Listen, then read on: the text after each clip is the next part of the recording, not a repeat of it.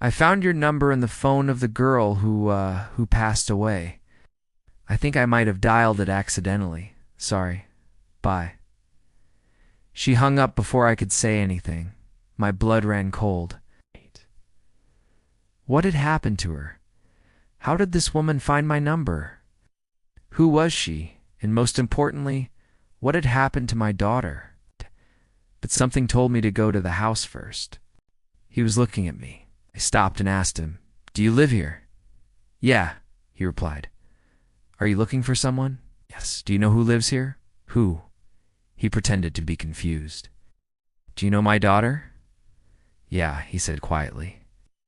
"What happened to her?" I asked. I was about to turn and walk away when I heard him speak again. "Are you looking for Amy?" "Never mind," I said.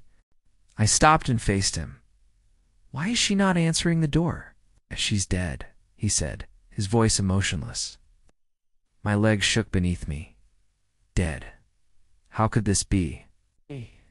I fought to keep myself from collapsing. How did this happen?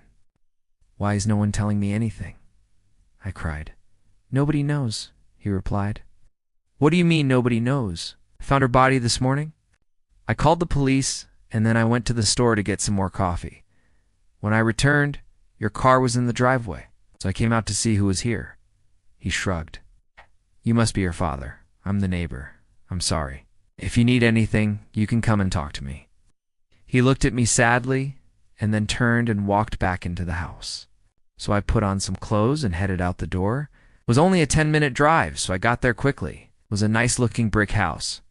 I parked my car and started to walk up to the front door. I wasn't sure what to say, but I hoped whoever was inside could help me. The website gave me an exact address, a house on Cherry Lane.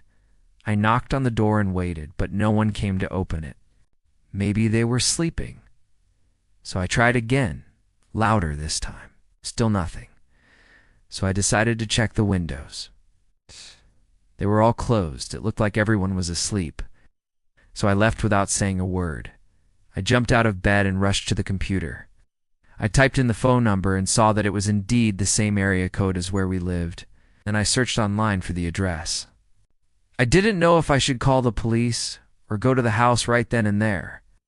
On my way back to the car, I noticed a man standing at the end of the driveway. I wanted to scream, to cry, to break down. An hour passed, 2 hours, 3 hours. "Can you tell me what happened to my baby? How did she die?"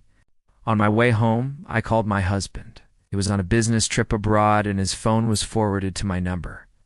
The next few days were a blur. I called the police station and asked to speak to the lead detective, but he was busy, so I spoke to his assistant instead. I demanded to speak to the detective again. "He's busy right now," the assistant said. "Tell him it's urgent." When the line went dead, I slumped down onto the floor. Days turned into weeks, and the investigation grew colder. The police still had no suspects. The last thing the detective had told me was that my daughter had been stabbed multiple times in the chest. I hopped in my car and raced to the neighbor's house. He was there. That night, they arrested Michael Williams. The evidence against him was overwhelming. As for the neighbor, he always wondered why his son had done this to Amy.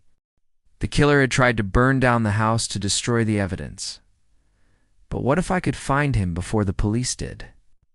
The operator searched and said there's a record of a death at that residence. The deceased is identified only as Amy. The police released a statement to the press, but they had no new leads. They said they believed it was a murder most likely committed during a botched robbery. I argued with them, insisting they had to know that Amy never carried any cash, and that she didn't even have a credit card. But they seemed unconcerned with finding the real killer. All they wanted was a quick closure to this case. On the news, they showed footage of the house on Cherry Lane. The reporter said the house had been cleared of evidence the day after the incident, which made sense, since it was also a crime scene. But there was one thing that did not make sense.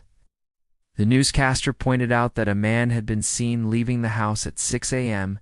carrying a large duffel bag. They had a picture of him too, but his face was blurred out. I stared at the TV in disbelief. I recognized that man. It was the man who had talked to me outside the house the night before. Why didn't the police ask me? What did he know? She was found dead by the homeowner at approximately 9 a.m. today of unknown causes. I described the man and asked if he was a suspect. "Oh, you mean Mr. Williams? He's a witness?" He called us to tell us about the body after finding it. Said he'd been out walking his dog and found the house on fire. He tried to put it out, but when he realized there was a body inside, he ran to get help. Makes sense? Why wouldn't it make sense? Realizing that the police had probably already spoken to him. They had probably asked him about the duffel bag, too. Had he confessed? Did he kill my daughter? The case has been turned over to the homicide division. Do you know anything about this? Yes, I said. I know who she is. I'm her mother. Can I see her? The operator apologized, but informed me that because the investigation was still in its early stages, I would need to wait for them to contact me.